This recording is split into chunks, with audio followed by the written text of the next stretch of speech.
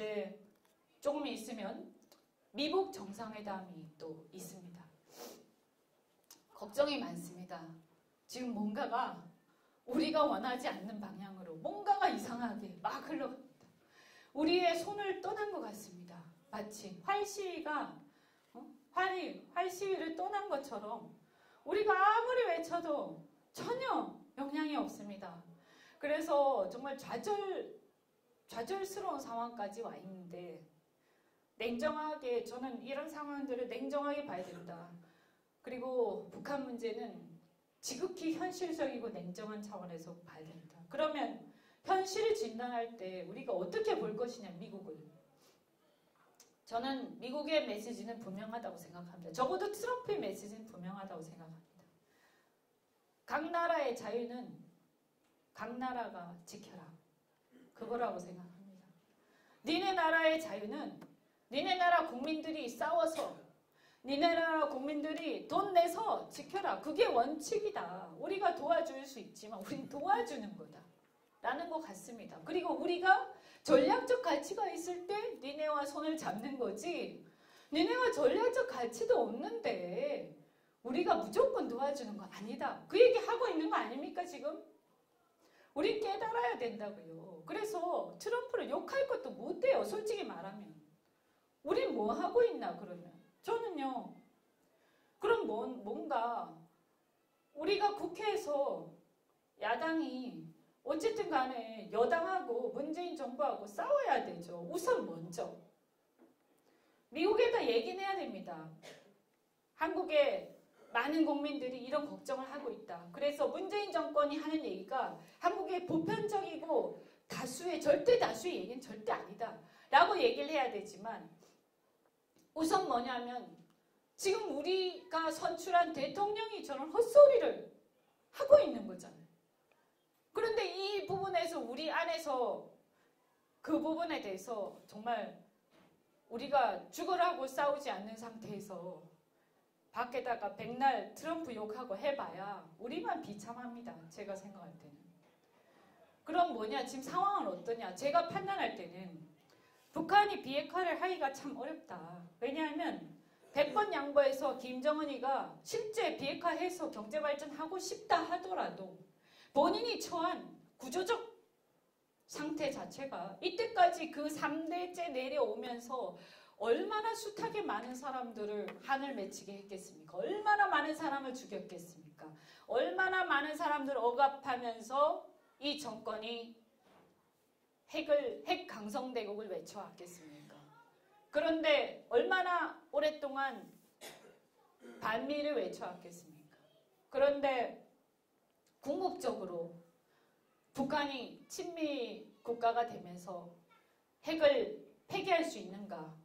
라고 한다면 내부의 구조상 쉽지 않을 거다라고 저는 생각합니다. 그 사람을 믿는다 해도 그건 믿는 문제가 아니죠. 우리가 누군가를 믿는 문제가 아니라 그 사람이 처한 환경 자체가 쉽지 않다는 겁니다.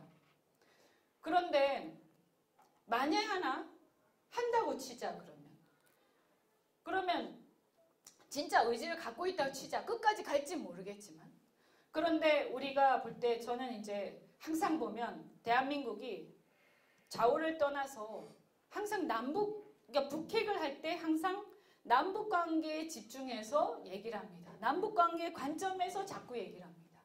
근데 저는 뭐 제 생각이 틀렸는지 맞는지 모르겠지만 저는 적어도 이 북핵 문제는 전 세계, 그러니까 세계 지도를 놓고 우리가 봐야 된다.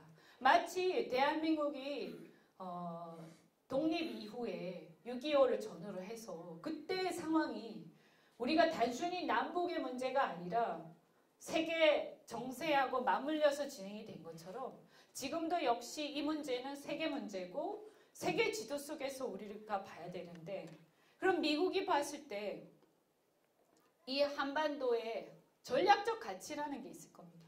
그러면 그 전략적 가치는 중국을 견제하는 데 있을 겁니다. 중국을. 그러면 중국을 견제하는데 북한을 어떻게 요리해야 하고 남한은 대한민국은 어떤 쓸모가 있고 이런 걸 고민을 하겠죠. 미국에서 우리 앞에서 하는 얘기 말고 자기들끼리 말합니다. 예를 들어서 북한이 적어도 지금처럼 반미가 아니라 좀 미국에 우호적이거나 친미가 되면 지금 현재 대한민국 혼자 이렇게 친미, 이렇게 미국하고 동맹한 상태보다 훨씬 좋아지는 거 아닙니까? 그러니까 미국 입장에서는 북한이 자기들하고 수교하고 뭔가 우호적 관계가 되겠다라고 하는 그 말에 대해서 그것이 진정성이 있는지 없는지 계속 체크는 하겠지만 그 가능성을 끊어버리고 싶겠습니까? 저는 계속 끌고 갈 거라고 봅니다. 그걸 왜 끊겠습니까? 미국 입장에서. 끊을 이유가 없죠. 완전히 배신해갖고 이상한 짓 하면 모를까. 그래서 이 북한의 전략적 가치가 중국을 흔드는데 꽤 유용하다 이렇게 판단하지 않겠습니까? 그리고 왜 베트남에서 하냐? 참 찝찝합니다. 그런데 문제는 뭐냐면 그렇다고 해서 미국이 대한민국을 바로 버리지도 않겠죠. 좀 계속 동맹을 갖고 가면서 이렇게 할 겁니다. 그런데 문제는 뭐냐 하면 이 안에서 그러면 문제는 이제 우리죠. 미국은 이렇게 크게 봤을 때 대한민국도 한미동맹, 일본도 한미동맹, 북한도 자기하고 이렇게 비교적 가까워지고 있고 나쁘지 않은 상태로 흘러가고 있다.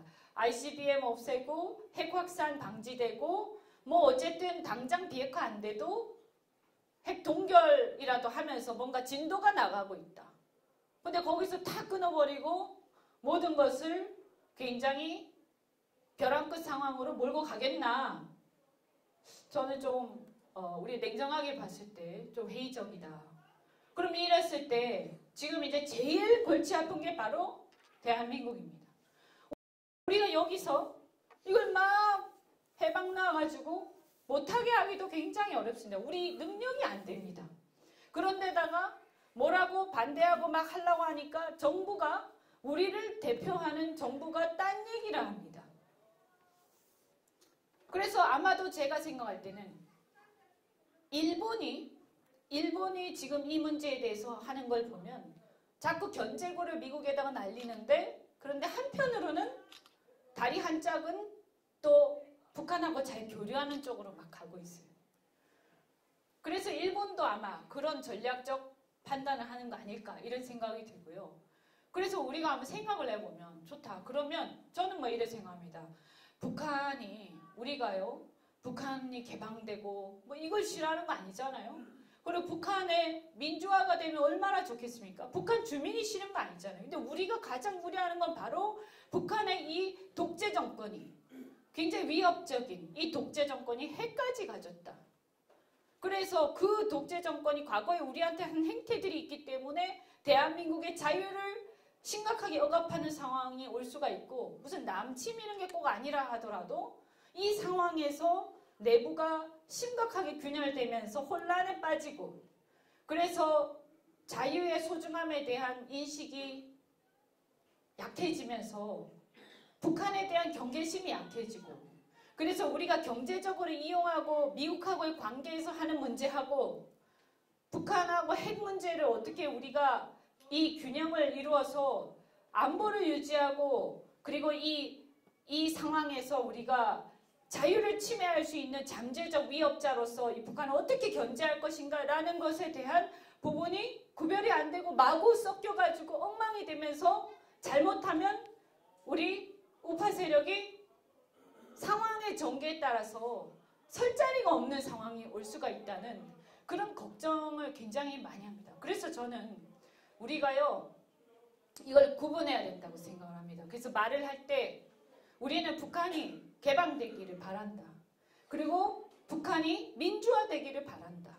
그렇게 된다면 뭘 못하겠냐 우리가. 그런데 우리는 북한이 비핵화가 반드시 되는 게 우리의 생존의 문제다. 그래서 비핵화가 안 되면 그러면 핵 균형을 위해서 대한민국도 또 더 나아가서 동북아 전체가 핵 개발에 나설 수밖에 없다. 적어도 이런 우려들이 있는 거죠. 그리고 사실은 그 우리 문제죠. 사실 저는 해야 된다고 생각합니다. 그런 것을, 그런 시도를 할 수밖에 없는 상황으로 가고 있다고 생각하고요.